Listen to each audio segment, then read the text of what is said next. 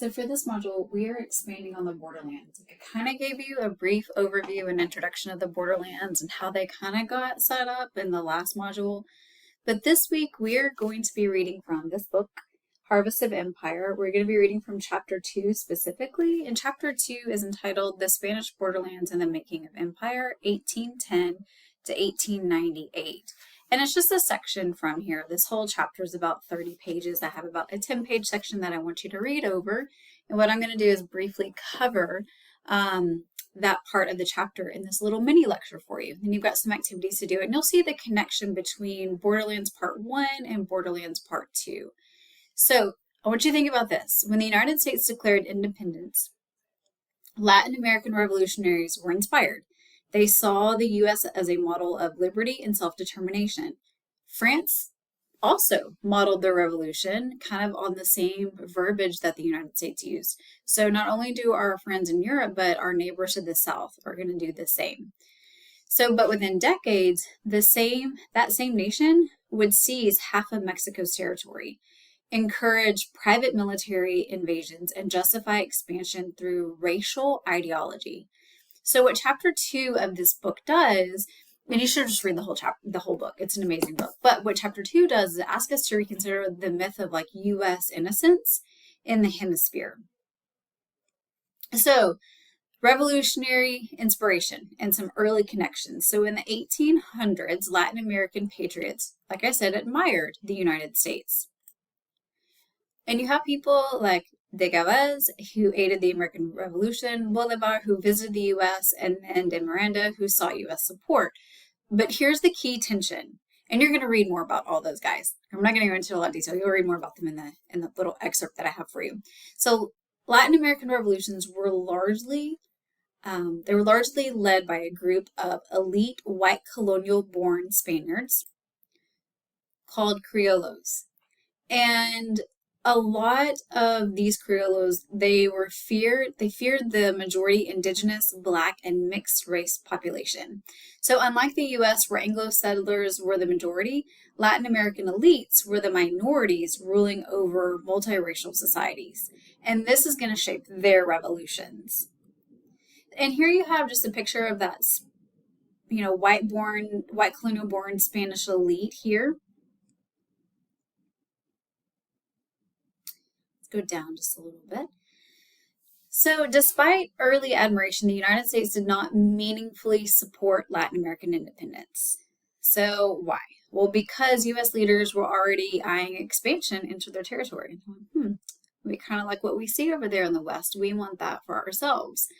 And so when Bolivar requested support, the U.S. refused. And instead, American volunteers joined Bolivar on their own, but without any official United States backing. So this kind of marks the beginning of a pattern. U.S. rhetoric of liberty coexisted with strategic self-interest for the U.S. Then we have a U.S. president who issues the Monroe Doctrine. And his name is James Monroe, and in 1823, the Monroe Doctrine declared Europe must not recolonize the Americas.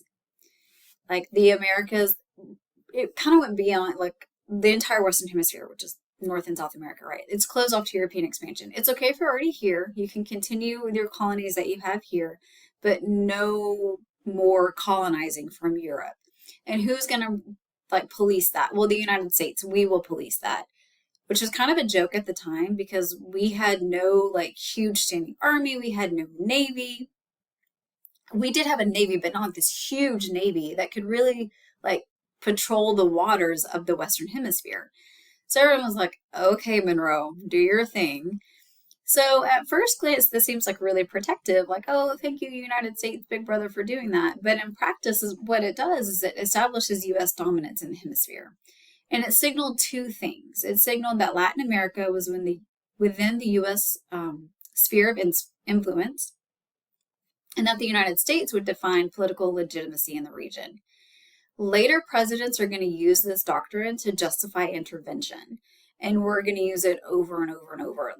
Roosevelt adds his own, Theodore Roosevelt, not FDR later, but Theodore Roosevelt adds his own spin to it. We even have it referenced during the Obama administration. So the Monroe Doctrine It's issued in 1823, but it does have this long-standing history within the United States.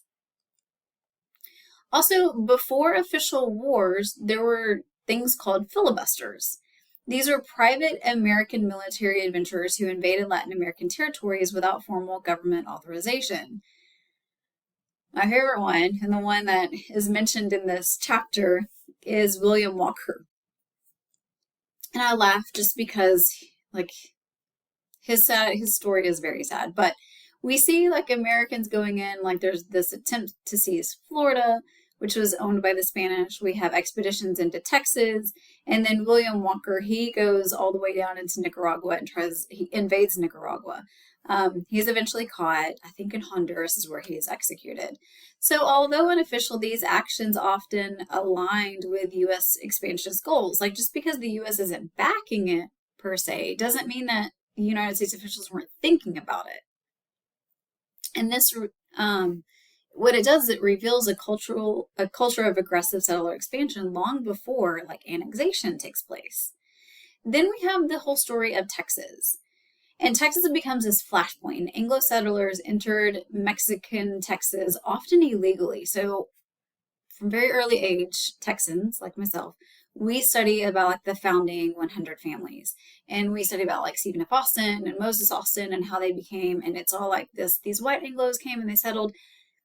They did have a grant to come in and settle, but there were things that they were supposed to do in order to, like, come into Mexican territory. They had to convert to Catholicism, which was the national religion. They had to agree to learn and speak Spanish, which was the national language. And then Mexico didn't have slaves. They had abolished slavery, so they had to give up their slaves. But Texas is a slave state.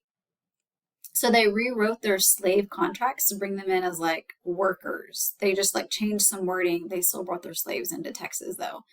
So, and sometimes they just outright didn't care. Like, who's going to come check on us way up here in northern Texas? So they just brought them in anyways. And when Mexico tried to enforce its laws, a lot of settlers rebelled. The Alamo also became, like, this mythologized as his heroic resistance, but from Mexico's perspective, it's rebellion by a bunch of squatters, illegal immigrants. Like, the land's not even yours, why are you even rebelling?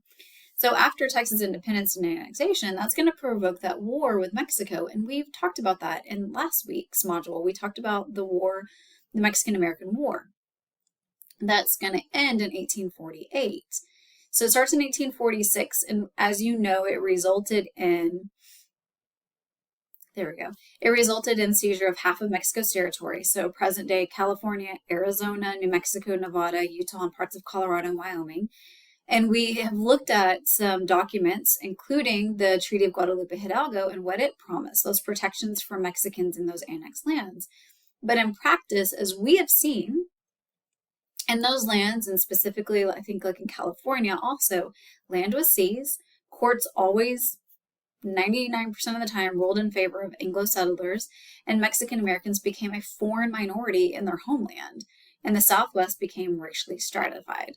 So as we kind of push forward, then you've got the gold rush, the 48 gold rush, which turns into, like, gold being discovered in 48, which turns into the 49 gold rush. And the gold rush of California, that intensified that Anglo migration. Mexican miners were taxed, land grants were invalidated, and English courts reshaped property rights. Not Great Britain, but courts that spoke English. Right? And a racial caste system emerged. Anglo settlers were on top of it.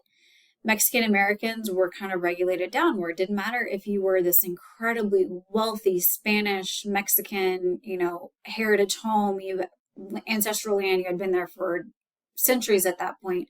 Didn't matter that you were once an elite. If you weren't white, you were no longer at the top. You were somewhere down below. And then indigenous peoples, they were also dispossessed, like usually kicked off the land, slaughtered, moved. So the myth of the Wild West really erased the Spanish and Mexican foundations of the region.